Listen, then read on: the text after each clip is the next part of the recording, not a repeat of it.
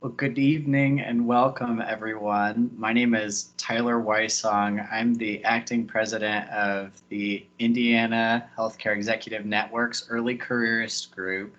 And we have this great opportunity tonight to bring you a free panel to talk through yet another COVID topic, but a little bit different. So thank you for taking your time tonight to join us. And before we get too thick into it, I'm going to hand it over to Rodney to do a little introduction about IHEN. Rodney, the floor is yours. All right, good evening, everyone. Thank you for joining our event tonight. I know you could have been anywhere in the world, traveling all over the country, all over the world, but you are here with us. Just kidding. But you would be here regardless of the pandemic. We have an excellent event lined up for you tonight. Thank you, Tyler, for your help with the Early Careers Group and for moderating this event. We have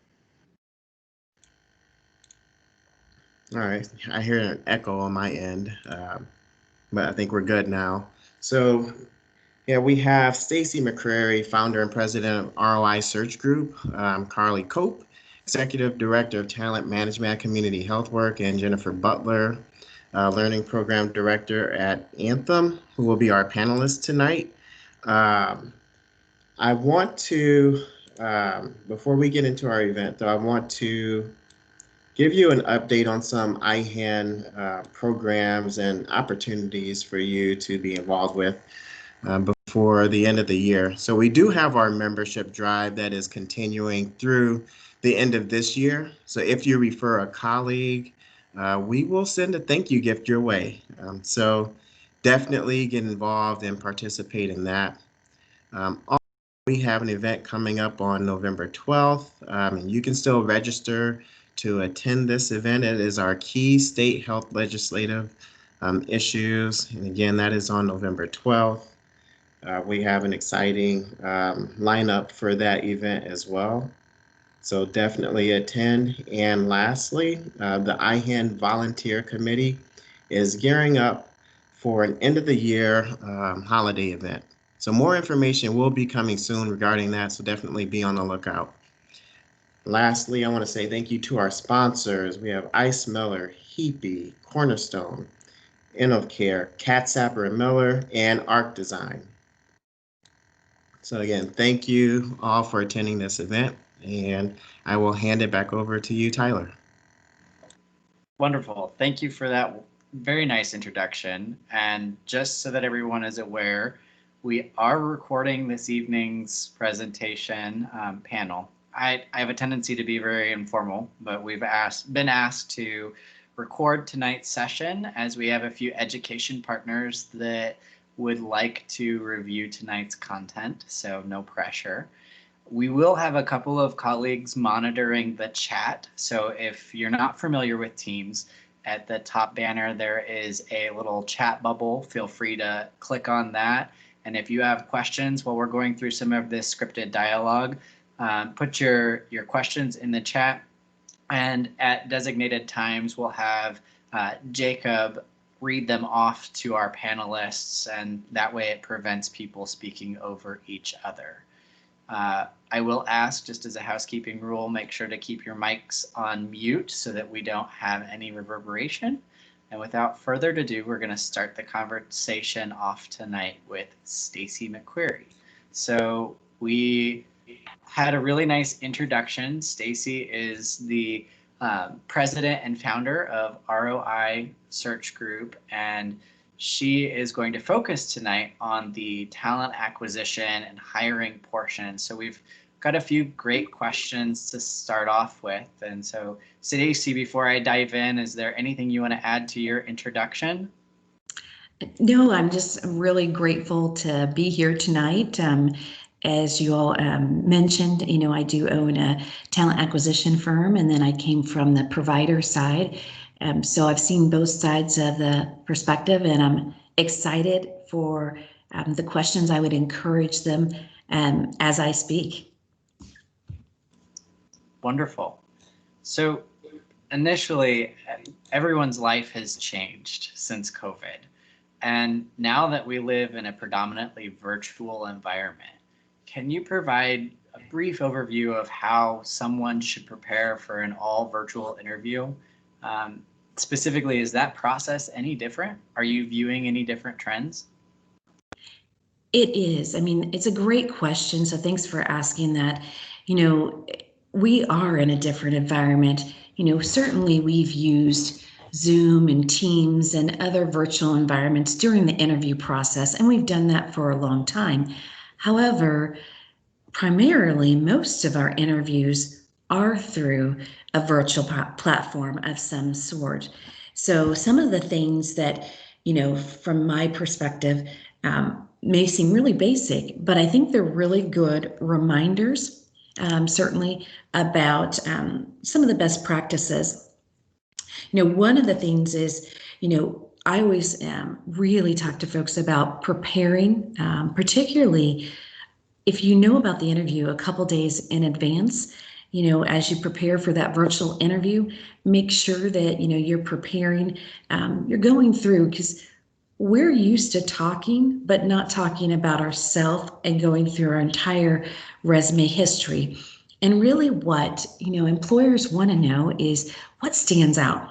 You know, if you've been a, you know, senior financial analyst, or you've been a director, whatever your role may be, it's, you know, it's helpful that you've had those roles, but what's different? You know, and I always like to talk about numbers, maybe because I have a history in numbers, but I think it's important. So in the virtual environment, you know, I would always share, under my, you know, leadership or under my department, we participated in 25 lean events. And here's an example of one lean event we did. Or, you know, in my department, we did, we integrated to a Cerner platform, or we integrated, you know, financials. Whatever it may be that you've done, highlight that. And I'm going to give you an interesting tip. So it's applicable today, and it's applicable throughout your career. But make sure you're updating your resume as you go throughout your career, as you take on new responsibilities, as you complete projects. Because when you need your resume and you need to update it, all the good work that you've done. And so that's really important. So that's one way to do it. And I'll try to stay brief, but I'm going to give you a few best practices that I just firmly believe in. One, when you're going to a virtual interview, I always say overdress. You know, until somebody tells me not to wear a suit, I wear a suit. And even if it's a phone call, we had this recently where, you know, we had a phone call and it turned into a video. And so you don't want to be unprepared. The other line was like, oh, I wasn't prepared, you know, for a video interview. So I always tell folks to overdress. The second thing is, if it's a phone call and there's no video, but we're still doing this virtual, right? So we're having a phone call, make sure you look in the mirror. And what that will do is that'll make you smile more. And I promise you, next time you look in the mirror, you'll be like, oh, she's right. It will. I'm smiling now because I'm thinking about it. So do that. It may seem silly, but to say this, but to do your hair. A lot of people forget that, you know, and thinking about this is how they're going to see you. And, you know, that's their only view of you. Another best practice in the virtual environment, because this process is very different, you know, they're looking into, I don't want to say they are looking into our homes, but they are. So think about what's behind you. Where should you be in your home?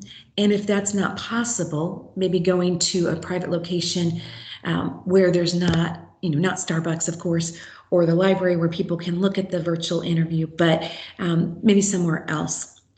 If you do stay at home, make sure a couple things. Make sure you lock your door so somebody doesn't just barge in on your interview. The other thing, if you have pets, I love them dearly, but make sure they're up, because they can be a little bit of a distraction. So I would highly recommend that. You know, so, and then the final tip is, I would make sure that first and foremost that, certainly you've thought about, a couple things that they may ask you and you don't want to look surprised, particularly with salary. So that's the number one thing I would say is make sure you think through some of those questions you wouldn't have expected, but you don't want to be surprised in a virtual interview.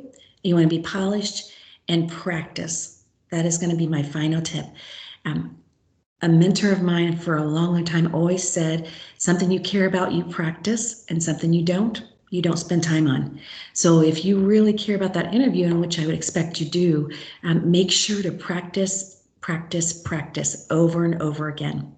So I hope those best practices help you during the interview process, especially in this virtual environment. I think those are some great tips. You touched on resumes, and I know that a lot of us, especially since this is geared towards early careerists, are used to the conversation about resumes. But let's talk about resumes and applying to positions. So what's different here now that we're in a virtual environment? What should we do differently? What should we expect? Right. Well, in this virtual environment, there's a couple things different. I don't want to focus too much on COVID, but we are in COVID and we've been in this through many months. So what's a little bit different is our employment market has changed. The number of people that are looking for positions has drastically increased. So what we want to make sure that we do is how are we going to showcase ourselves? First and foremost, if you have, I call them one of those fancy resumes with all the graphics, that's not the best resume for you. For one reason, it's not going to get through the ATS system. And what that is anytime you apply for a position, it's called an ATS system, and it's a back-end system. So we want to make sure that you get showcased. The amount of people that are applying to positions has increased, and in some cases by 1.5 times, maybe double. And so you've got to show that you know how you meet those objectives when you're applying for a position. So that's one of the things that I always make sure I mention. You do want a black and white resume, and you do want to make sure from a technology standpoint it gets through the ATS system. The second thing I'm always going to recommend is, and it's something I think we forget, we live in such a technology environment that so many things can help us. So for example, many employers ask you to upload your resume.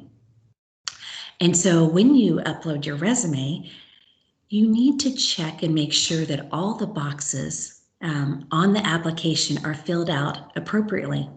So one of the biggest things that, or one of the biggest mistakes I out there is someone uploads their resume and they assume all the work experience came through correctly. And typically it may not. So that's something to check.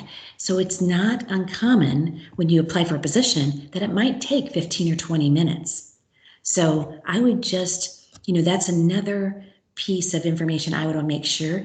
And a question I got recently was, should I fill all the boxes of work history? Absolutely. As much history as you have and as many boxes as they have, you should fill out that, because again, we go back to the number of people that are applying has increased, the volume in HR has increased, so we want to make sure that we have appropriate time. Perfect. So this is a topic that's near and dear to my heart, because now that face-to-face meetings are limited and we are focused on our early grad, recent grads, early careerists, how does that population, early grad, recent grads, showcase their potential and versus experience? I know that was something that I struggled with when I jumped into the work environment. I wondered how to say I have potential without overselling myself. Can you speak to that? I can. One of the ways, this is difficult, right? Because you're starting out. But what I have, a lot of times what happens to me is a couple things. People reach out to me directly. So I would really encourage you to reach out if you've applied for a position, or if there's, let's say there's this dream position, you want to be a senior financial analyst at, this healthcare system. That's fine to reach out to the hiring manager if you know who that person is, or you can reach out to someone in their organization. I think that shows initiative. You stand out a little bit. And quite frankly, I think that someone will really look at that in a very favorable light. So that's one way. I say to kind of stand out, and you don't want to, you want to share what you've done, but I think it's really important to be able to share with folks, reach out and show how you're different. The second thing that I think it's too important, I can't not mention it today, is references. And I call it a board. So these are going to be the folks that you should have 3 people at minimum that you can trust at any one time. They could be in your organization, they could be out of your organization, that you can bounce things off of. They also might serve as your references. But the second thing I would really, really, really recommend is you put references available upon request. Okay. And the reason for that is you always want to speak to your references before someone else is speaking to them. You don't want them to be surprised. A phone call comes in and they're like, hello, who's this person, and so you want to make sure that you develop that board, you develop those relationships. And I highly recommend you're always working outside of your job title. So if you want to be, a director in 5 years, asked to take on new projects, that's another way to really highlight your responsibilities, even in the position you're in today. It shows initiative, you stand out from your peers. So I highly recommend that as well. Those are just a few things that I would recommend. And the final thing I have to mention is make sure you send a handwritten thank you card with a stamp. So it's a little difficult right now because we are in COVID and we're not sure if people are in the office or out of the office, but I think it's more than appropriate to send it to the office or to ask them, is it okay if I send you something to the office, and then they may correct you if they want you to send it somewhere else. But most people are going to the office at least sometime to pick up their mail or just to pop in from here, to check things out. So it really makes a difference. You want to showcase. So even if you weren't considered for that position, they remember you and they think, hey, I remember when I got that from Stacy. She really did have a lot of great experience here. I'm going to refer her to David. And so that's another way to showcase yourself with something very small that's very generous to do. Wonderful. And we have just a couple more minutes left, and I know that this is really relevant to anyone. Social media. Have we seen a shift, or do you have any different recommendations on the do's and don'ts of social media? We only have a couple minutes, so I could talk all day long about this, but I won't. I do a couple things. We are more than ever in a virtual environment, and we are more than ever so closely tied to our phones. And there's a couple reasons for that. When we're in the office, we were going from meeting to meeting to meeting, and so there were other peers around us, and we may not go on Facebook right before a meeting, but we do now, and that has definitely increased. What I can say is, one of the most important things that you can do, I'm going to give you a few tips. From a LinkedIn standpoint, make sure you have a profile picture. Okay, I would say it's weird if you don't. I'm just teasing when I say that, but if you want others to connect with you, I would have a profile picture. And one that you do not have to spend a lot of money on. You can do it, just in any room, take it on the iPhone and upload it and call it a day. That's very different than Facebook. You can have a personal picture. You can have a picture with your dog on Facebook, on Instagram, and all the other Twitter, and there's about 30 actually different sites you can do this on. So, but you definitely want to have something that's, you want to make sure you have, it's not something in your bikini or something like that in the picture. because I can tell you people are looking, okay? And no matter how much privacy you may have on your Facebook or any other site, people can see, okay? The second thing, we get very emotionally charged about certain things, but be very careful about what you're posting, because someone else who's reading may be offended by what you're posting. Maybe that wasn't the intention, and so I'll use yesterday, we've had a lot of election news and things like that. There's easy things that I could post because either I'm excited or I'm not, but I won't, because guess what? There's going to be about 50% of people I'm going to probably offend. And what value does that really bring? So I always use that value. Think about, why you're posting. And if you really feel passionate about posting something, I highly recommend you draft it, walk away for about an hour, and if you still feel passionate, maybe you should post it. But most times what you'll do is you'll delete the draft.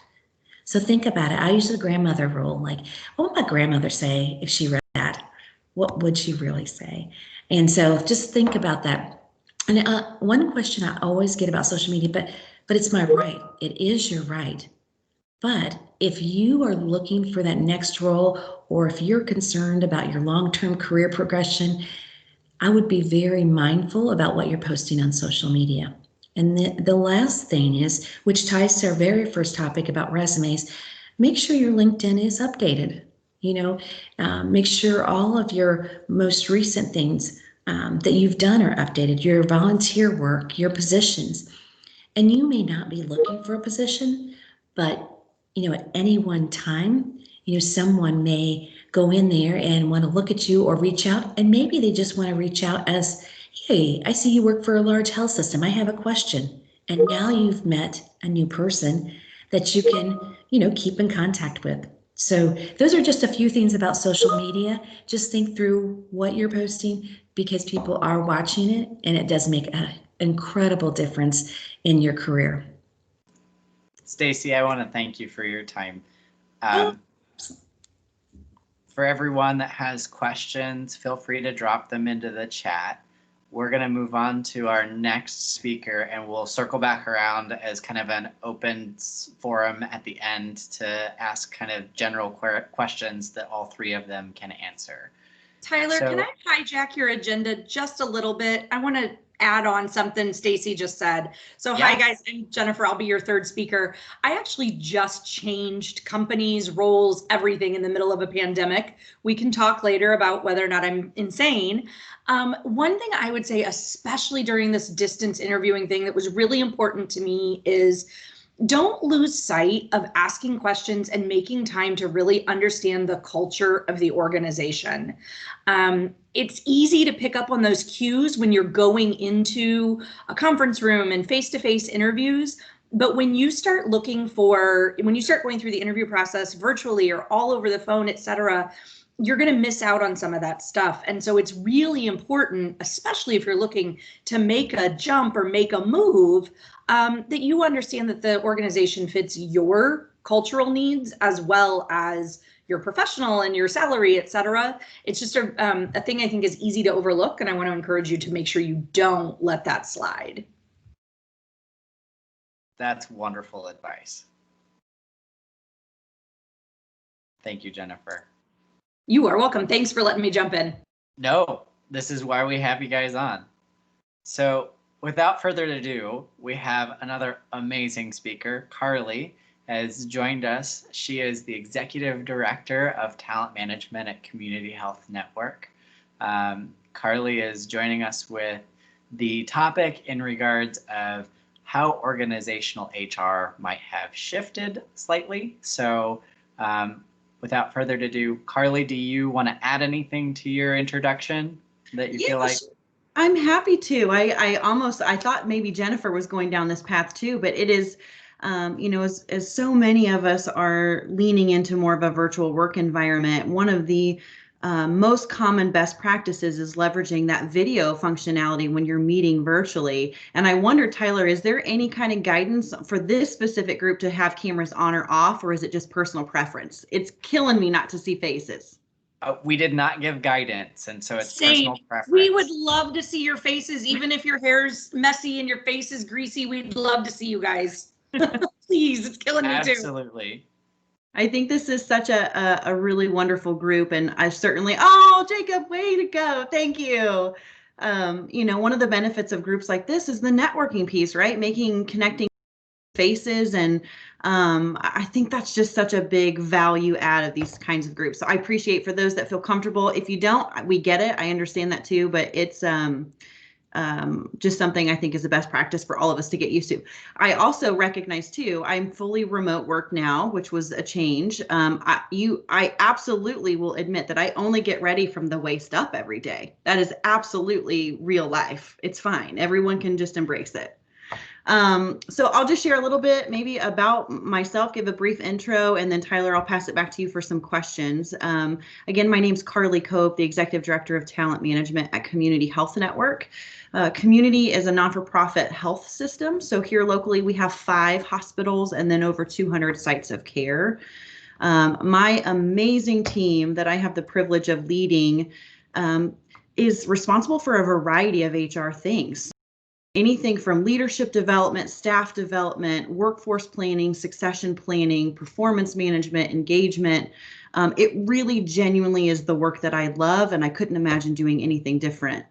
My background, I right before Community, I had a short stint outside of healthcare at a global organization called AES. They own IPL here locally. Before that, I worked at Roche Diagnostics. Jennifer and I actually had the pleasure of working together for years, which was wonderful.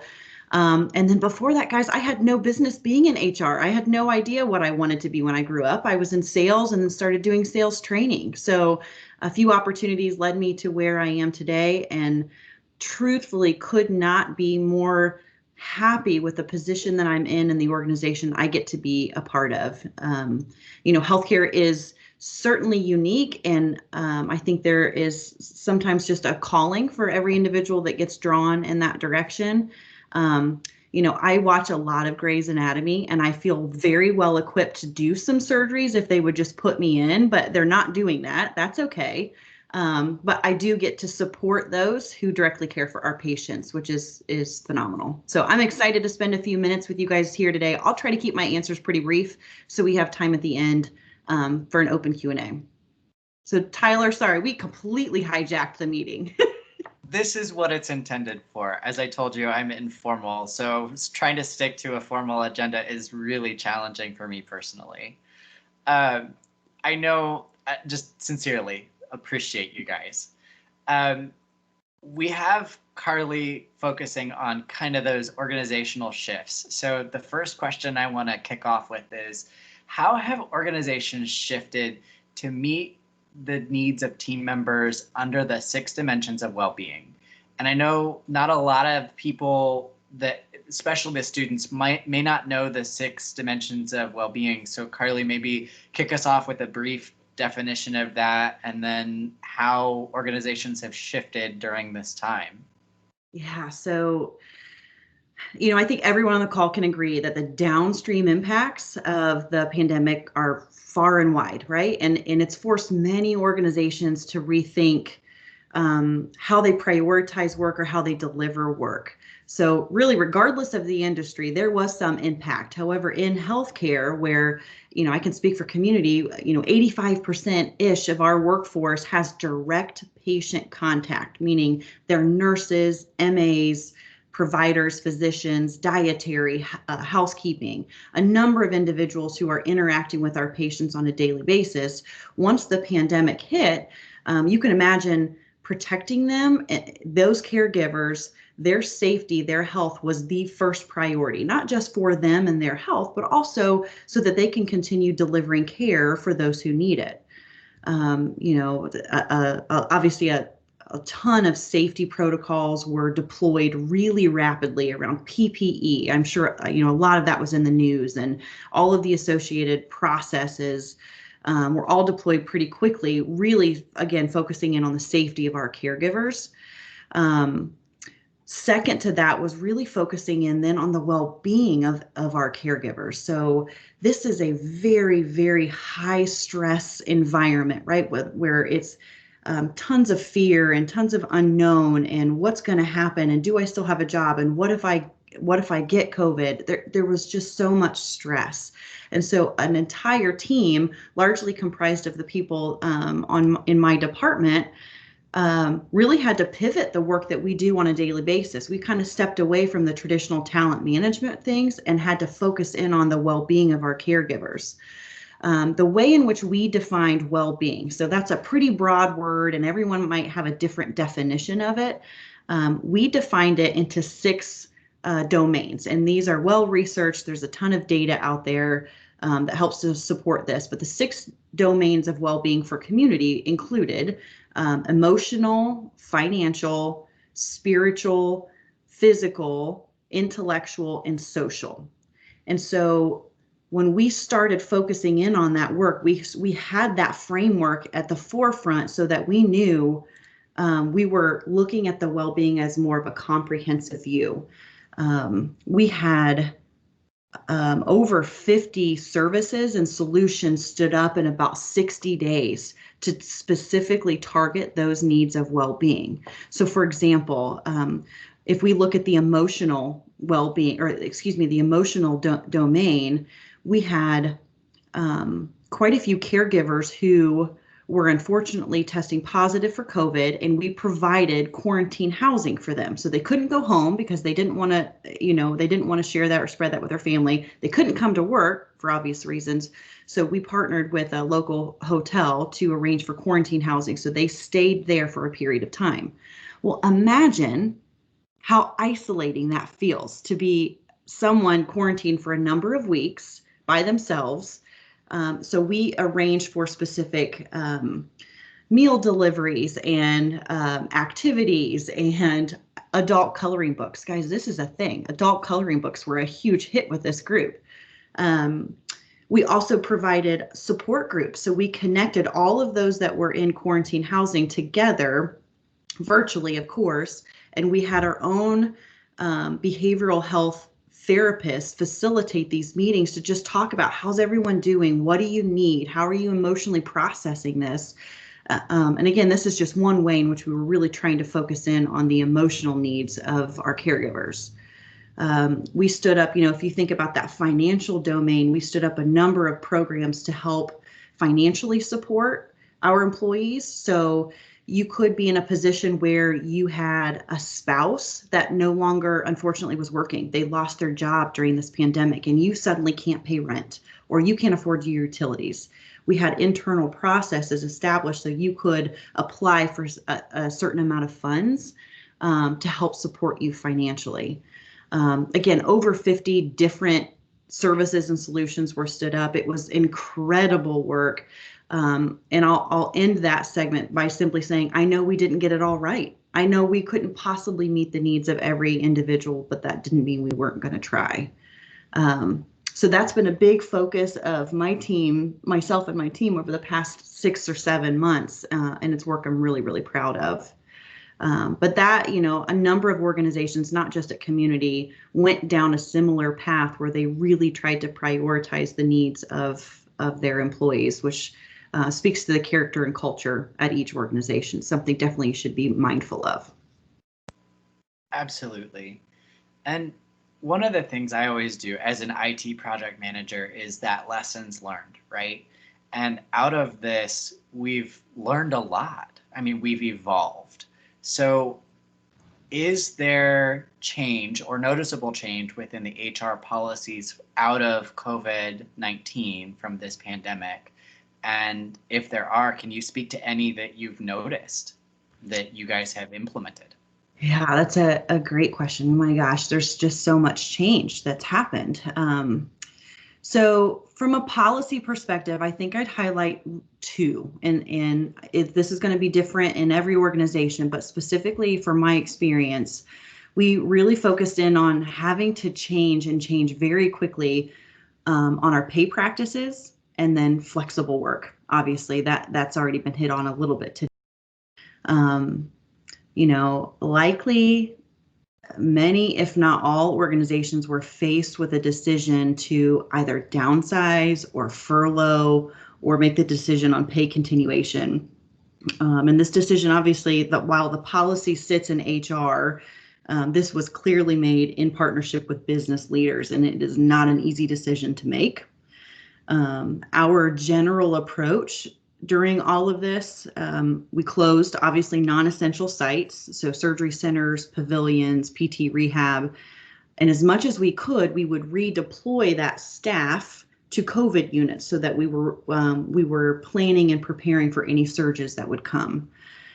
For those, there were some individuals who were not redeployed, and we did choose pay continuation, meaning they never saw any lapse in their pay during that time period. And that was a very big decision, and that directive was without a doubt driven by our CEO, who obviously highly values our workforce for sure. The second, and again, I'm going to try and keep this brief, but the flexible work policy, prior to COVID, there were very few positions that were truly defined as flexible or remote work. We were pushed very rapidly to transition, all of the essentially all administrative and support services, and even some of the clinical roles, which were now delivering virtual or telehealth. We had to quickly figure out how to do this whole virtual work or remote work. And so as we pulled together a core team to review that policy, and you had to go down to the nth detail of, are we reimbursing for internet? Are we paying for furniture? There were a number of individuals who felt empowered to take their furniture from their office home, and that there was a whole process around that. You can imagine people shoving in their computer chairs and their folders, and it was, but we got there, and I'm thrilled with where we've landed today. But we had to quickly revise that policy so that we still were enabling high productivity, high performance, but also allowing for that flexibility to be home due to restrictions from COVID or even daycare needs. All of the shifts in daycare was a huge challenge for a lot of our workforce. Again, in healthcare, we're 80% women, and likely you typically see childcare needs sometimes falling on the shoulders of women. So it was just a lot, but I'm thrilled with where we've ended up, and there's certainly more to come. Well, and I know we only have a couple more minutes before our time slot is up, but you touch on a lot of great things. And I know essentially there may not be going back, right? So can you just briefly touch on what's the long-term impact here? What are some things that we've flipped the switch on that we may not undo? Well, certainly in healthcare, we pushed forward in a huge way with telehealth. I mean, that just, I think every organization is a little bit different in terms of within healthcare space, but we dabbled in it, but we were pushed in it for sure. So I cannot imagine that reversing in the future. The rest of it, I can sum this up very quickly by saying, we don't know. We just don't know. I think it is evolving every single day, and those long-term impacts, it just depends on how long this pandemic goes on. There's just so many variables right now. We just don't know. So stay tuned. I love it. Thank you so much for your time. Well, without further ado, we're going to move on to Jennifer, who's already made a little bit of an introduction, but Jennifer is the Learning Program Director at Anthem. And I cannot do you justice. So Jennifer, I'm handing it over to you to kick yourself off, and then we'll start off with some questions. Great, thank you. So I'm Jennifer Butler. I am first and foremost really new to Anthem. So I started at Anthem not even 3 months ago. So I would love to tell you all the ins and outs of our business. I don't know it to tell you. So prior to that, I was with Roche Diagnostics for 8.5 years, running leadership development. I created an early in career rotational program. And then most recently, I spent the last 2 years really working with our C-suite leaders on org effectiveness and culture transformation. Prior to that, I have the most random HR healthcare background ever. So I have a degree in apparel merchandising. I know that totally makes sense. But like Carly, I early in my career with Target Corporation in Minneapolis, got the opportunity to dabble in training and realized that I'm better when I'm business adjacent. I'm better when I can be the person helping empower the business, not necessarily be the person stressing about the results over the weekend. And that's part of, to be honest, what I was attracted to with Anthem was the Anthem purpose is to improve the health of humanity. And I love that concept of being part of that versus necessarily worried about what we sold that weekend or, you know, what new contracts came in. So, like I said, I've been with Anthem for almost 3 months. And guys, it's been a fire hose. I will tell you that going to a new company in the middle of not just a pandemic, but the social unrest and the just insanity that is all around 2020, the technical onboarding piece has been way easier than I expected. What's been harder is I'm emotionally yearning to be back in an office. I want nothing more than to close a door in a conference room with a whiteboard and some markers and solve a big problem with other people. And I do not anticipate being back in an office with my people until probably June or July of next year. And so that's every day is kind of a new reminder that that's where we're at. And it's the same thing for our team. So I work directly with supporting our leaders and helping them be world-class leaders. And that's what they're working through on a personal and professional level as well. So that's a little bit about me. You can also tell I'm the shy one on the panel. So I love it. Well, Jennifer is here to talk more about the leadership, given her wonderful background. So I'm going to ask some questions geared towards that leadership in light of how everything has shifted. So Jennifer, how has leaders shifted the evaluation of productivity? I know that before it was really easy, right? Because your manager could walk up and see that your butt is in your seat and that you're working on something or that you're here on time when you say you're supposed to. But now virtually, right? I think that was a big question mark for a lot of organizations. Like, how are we going to do this? So can you speak to that? Yeah. So the traditional approach you're talking about, I would call that leadership by walking around. I actually worked with a CFO that used to call it. He's like, yeah, I am leadership by walking around. And you can't do that anymore.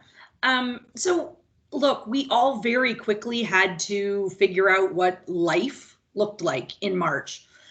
Our leaders also had to reevaluate, not for themselves just personally, but also professionally, and how would they look into goals. And so I think there's a couple things. One, depending on the role you're in, your productivity is not based on butt cheek indentions in your chair, right? It's based on the product and the quality of work you're turning out. Now, if you're on a call, if you're in one of our customer service reps at Anthem, you've got to be dialed into the phone. You've got to be there at a time schedule because patients and members count on you. For Carly on the telehealth side, we needed people to answer our calls when our kids had ear infections, et cetera. So those are a little different. But for a lot of us in these, salaried jobs, or I heard somebody call them recently, knowledge workers. Our productivity is based on the impact. So the what we're doing it, the how we're doing it, and the impact we're making.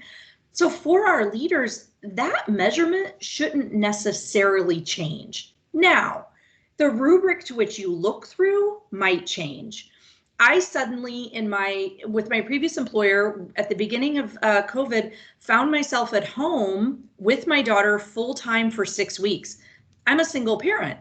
So that meant basically overnight, I sent an email to my leader saying, I'll see you during nap time and after bedtime, and we'll keep on top of projects. I did my best and delivered my best, but that was going to look a little different. And so the conversation had to be between myself and my leader and the organization. as to how would we be reevaluating that. The flip side, though, also applies. There are some of us that our jobs dramatically changed overnight. So again, with my previous employer, they launched 2 COVID products in 6 weeks. The people that happened to be aligned with those projects, suddenly their workload was immense. I don't know that that necessarily equated to them getting the highest performance evaluation at the end of the year. We still needed to look through, what did they do? How did they do it? And what was the impact in the long term that they were making? And so that's what you're starting to see, is that rubric changing a little bit. I think where we're still struggling sometimes as leaders is when we can't put a finger on what the number should be. And so my advice to leaders on that, and this is from way back in the beginning of my career, is this concept of inspect what you expect. If you thought the number should be at a certain level, dig in and look at it, and then ask curious questions to determine if you're still aligned with the right expectation there. That's some wonderful advice. Thank you. I know a lot of our audience is early careerists, and so either they're in their first job or they're looking to move into that first job.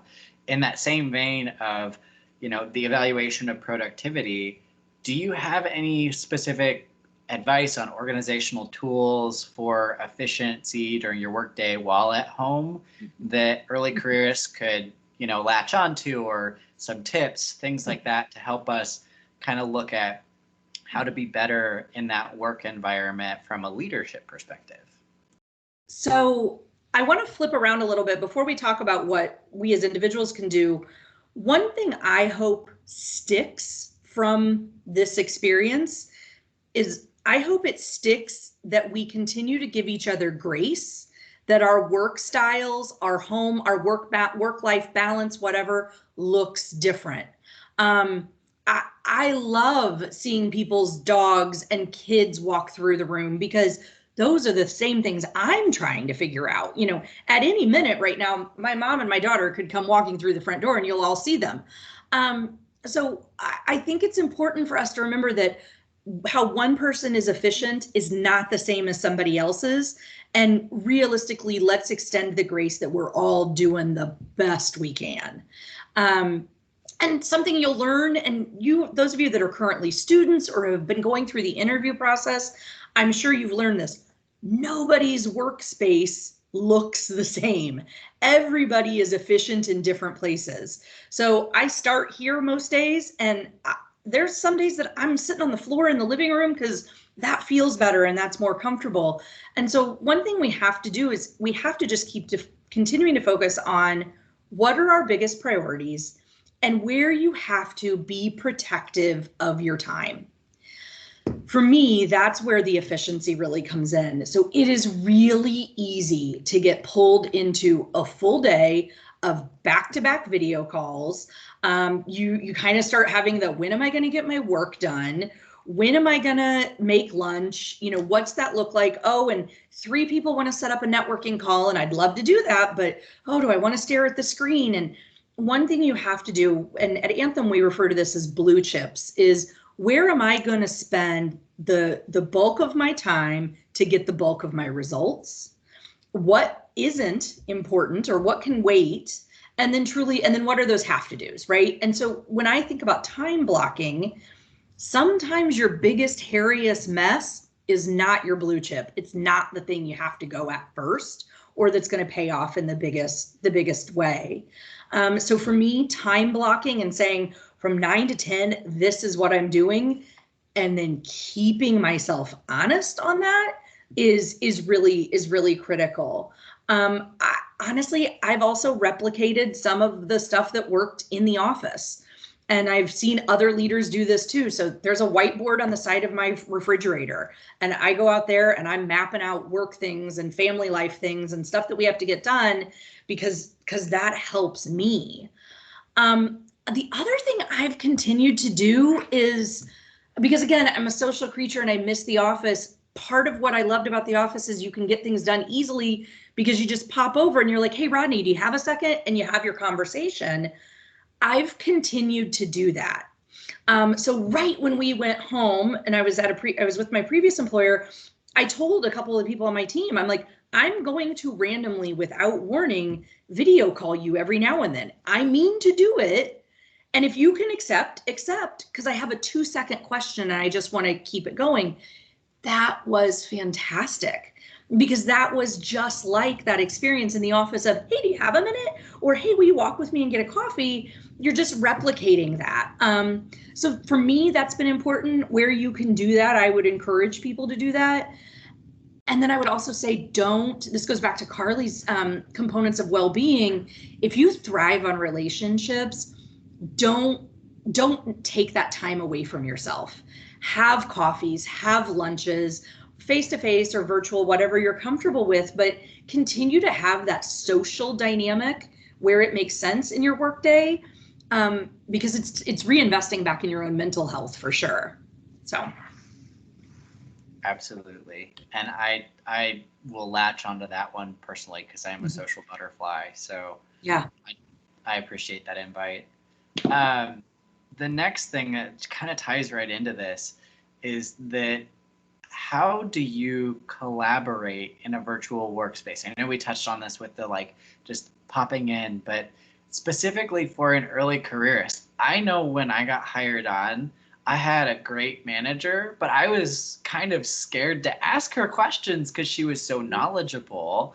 And that was in a face-to-face environment. It's easier to read that body language. And so I know that sometimes there's that irrational fear of are they going to see through the facade and that they hired the wrong person for this job? So, do you have advice in regards to an early careerist and knowing when to ask for help and when to push themselves in that type of a collaborative space? Because you also don't want to inundate a leader with a lot of questions, but you also don't want to drown. Yes. So a couple things. One, first and foremost, your leader's job is to set you up for success. Period. End of story. They have invested their time, the company's resources, the company's money to hire you. It is in their best interest to set you up to shine. Second, they know you're new. That's not a surprise to them. And so, I would say, what are the expectations when you're starting in a role? What's the expectations that you do in the first week, 2 weeks, et cetera? Understand those pieces. But you don't want to incessantly blast them with 47 IMs, but gather your thoughts throughout the day and continue to ask those questions, because what you yourself will find is your questions get better as you go. There's nothing wrong with curiosity. So ask those questions. The other thing I would say is they should be making themselves available and helping you understand and make those connections.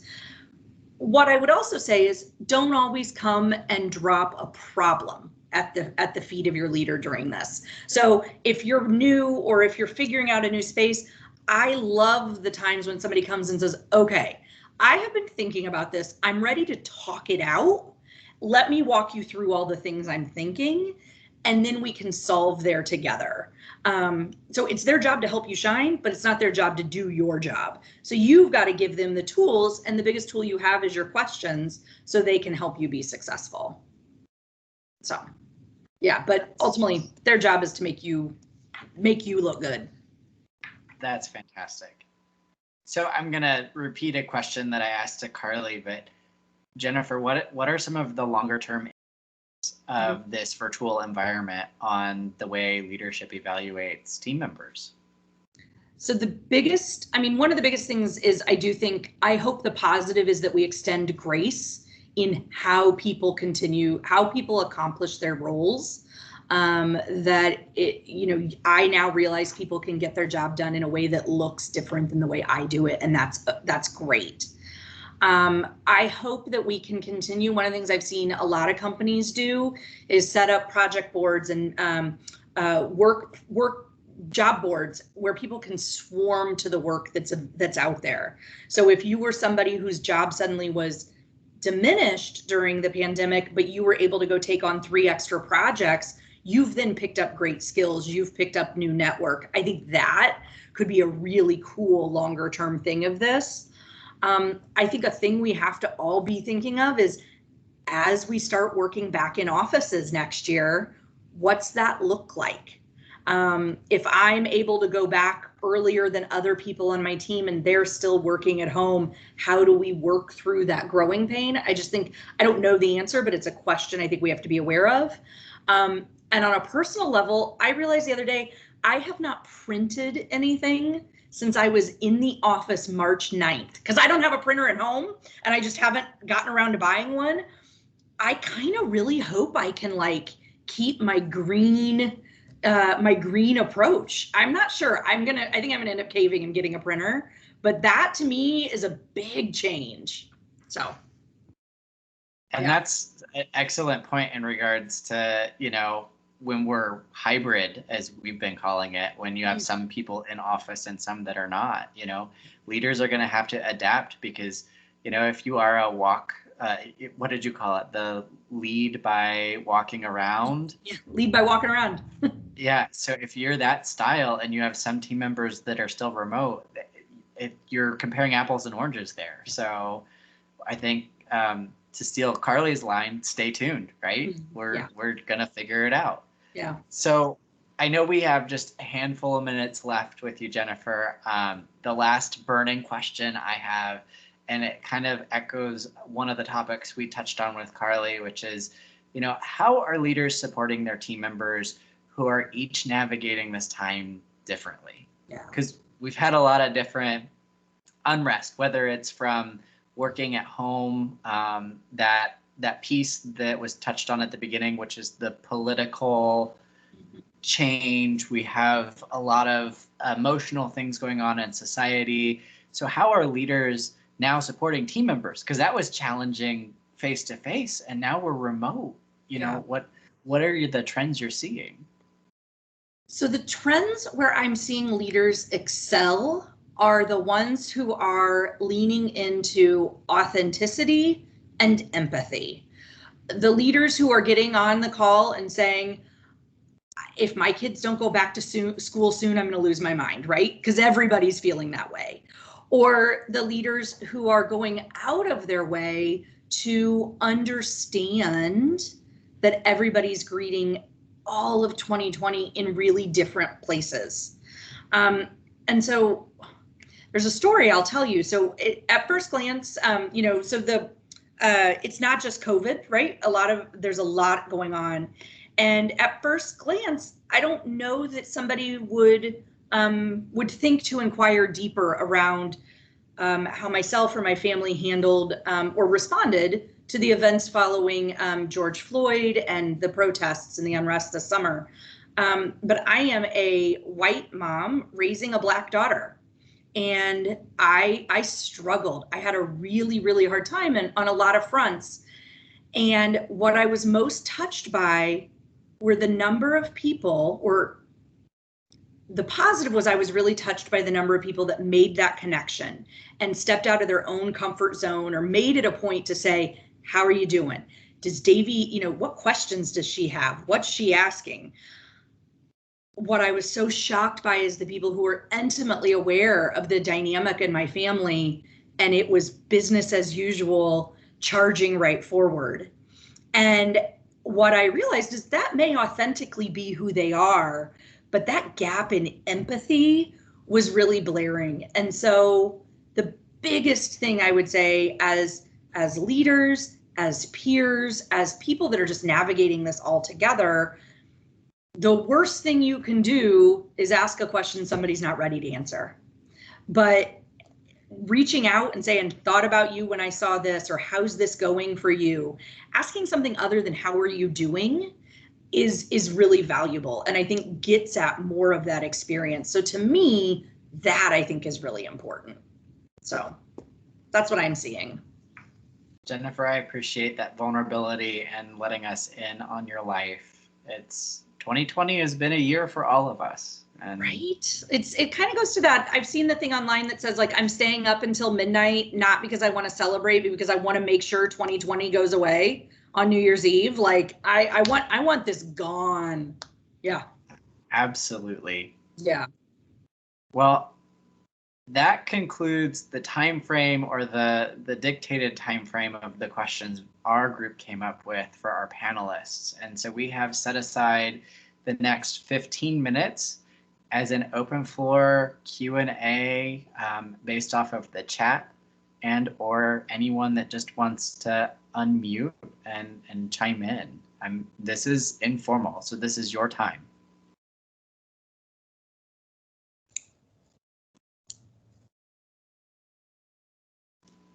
I see a hand raised from Shivali. I'll call on Shivali. Hi everyone, Shivali. I'm actually a team member of Tyler's, and I had a question about, for those of us, I still consider myself an early careerist, even though I've been working for a couple of years.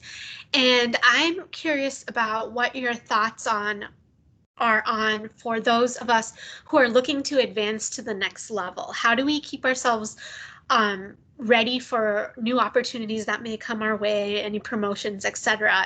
And what can we do with all the changes that COVID has brought to us? Thank you.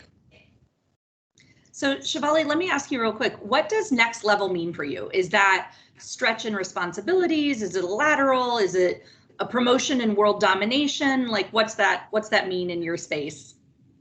For me, I would like to learn like people management and leading teams. I think those kind of things. And then just in general, like trying to find opportunities where I can expand my skill set.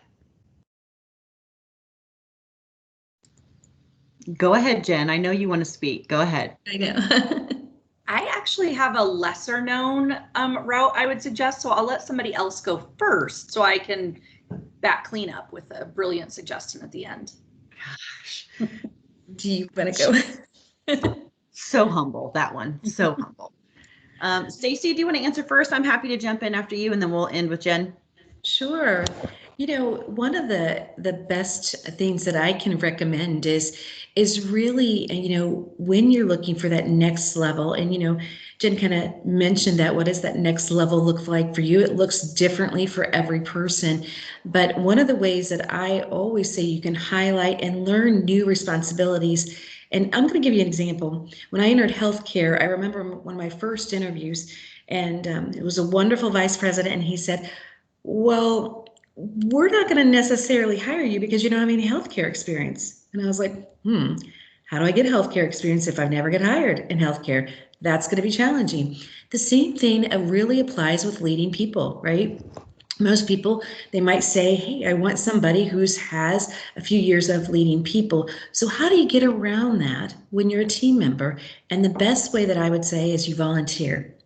You know, a lot of people will ask me, how did you get to do that? I put my hand up, and hopefully you can see me, but I put my hand up every time. And, you know, I volunteered for it. You know, when we went on a journey of lean events, I said, oh, can I be the process owner? Can I be in charge of that? Did I have time for that? No, but I always took on more. And I always tell folks, work outside of your quote job title, and that will help you get to that next level, whatever that may be. It may be new responsibilities for you, maybe managing team leaders, but even on my own team, I gave them a lot of autonomy. And the first time I did a lot of training in my career and still do, but I remember the first time I gave somebody, I said, hey, we're going to speak in front of 300 people. And he was like, I've never done this. I said, well, today's going to be the first day. You've got to jump in somehow. And I really always wanted to mentor my team leads. But I'll also tell you, not every leader's like that. So one of the best pieces of advice I got from my mentor is, hey, Stacy, sometimes you just got to go ask for it. And so it's raising that hand of saying, you know, I'd really like to do that. And maybe if it's not available today, next time we have a new team member, can I orient them in the department? So those are really great ways. And you keep showing up. And I'm telling you, I use that all the time. I even use it with my son, but it's so applicable to everyone. You keep showing up and people keep seeing you and they're like, hey, who's that person again? What's that person do? And that's really how you get noticed. Even in a virtual environment, you can get noticed over and over again because you keep volunteering. Yeah, that's great, Stacy. I think I'd add on to that too. And one of the most common mistakes I've seen, especially for those earlier in their career or just entering the workforce, is that they overly rely on that relationship with their leader. Now, let me be clear: the leader plays a very important role in your career journey, and hopefully, you have a great relationship where you can openly talk about your ambition and next steps and what you see, and they're helping give you feedback and coaching. That is not the only way. That is not the only solution. I think, making sure that you have a mentor inside, outside the organization that can help broaden your awareness.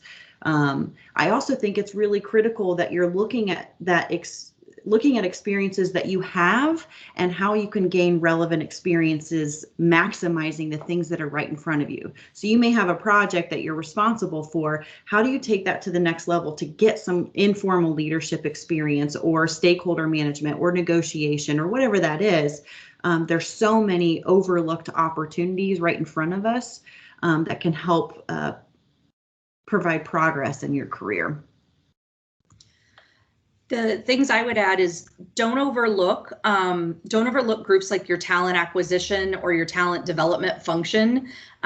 Those groups, especially like university recruiting, things like that, always need people to help. And one of the things you have to do as a leader is assess talent. One of the best ways to learn how to do that is to start getting out there and meeting talent and helping with interviews. On that same flip side, if somebody in the department next to you leaves and they're going to be backfilling that role, volunteer to sit on the interview panel or to help, talk about the company culture with the candidates. That gets you to kind of understand it's a different way, it's a different place to inject yourself. The other thing I would say is all leadership development, all leadership experiences, this is the outside of the norm genius part, guys. All of it doesn't have to happen inside your organization. So if you are really committed to the alumni board of your university, awesome. Take on some volunteer leadership opportunities there and then talk about those when you go to interview. Trust me, it's a lot harder to hire and fire volunteers than it is, real employees. That's a story that you would get to tell that sets you apart from somebody else. So don't be afraid of those. Thank you Jennifer, so much.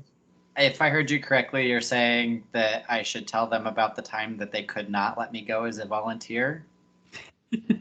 Correct. You should tell about that time that you were really awful in a volunteer space and they just kept giving you projects. Yes. But I was a leader because I kept coming back. That's right. No.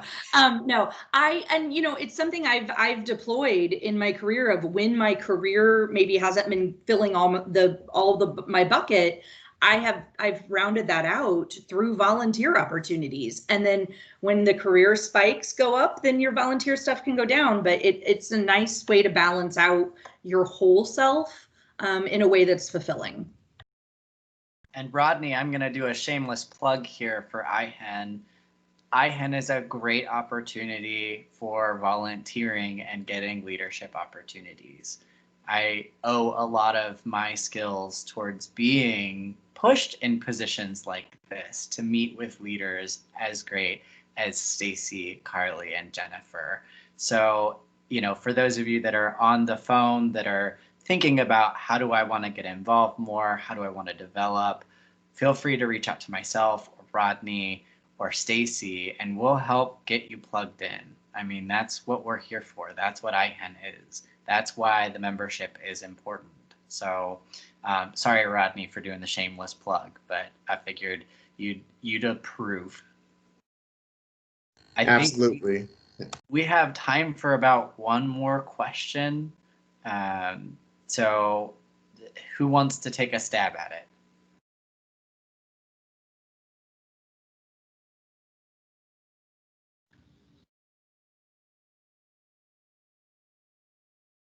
All right. Katie, what's your fellowship you just got? You told us in the chat that you just landed an administrative fellowship. What are you doing? I'm at University Hospitals in Cleveland. So I got 2 offers, one at Ohio Health, another at university, but really felt like the culture fit better at university with what I was looking for. So it's a 1-year project-based experience. Congratulations. Thank you.